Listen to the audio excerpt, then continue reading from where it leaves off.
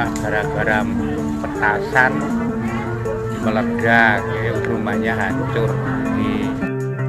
Beredar video memperlihatkan sebuah rumah hancur rata dengan tanah.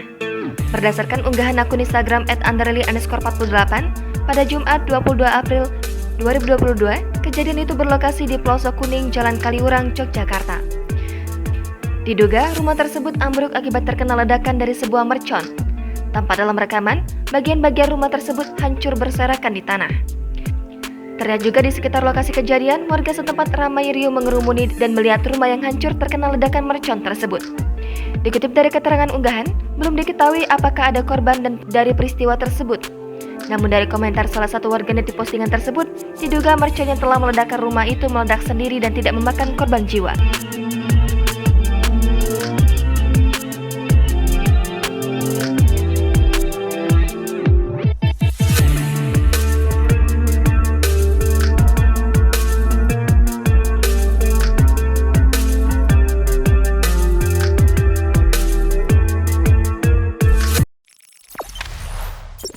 Jangan lupa subscribe, share, komen, dan like ya.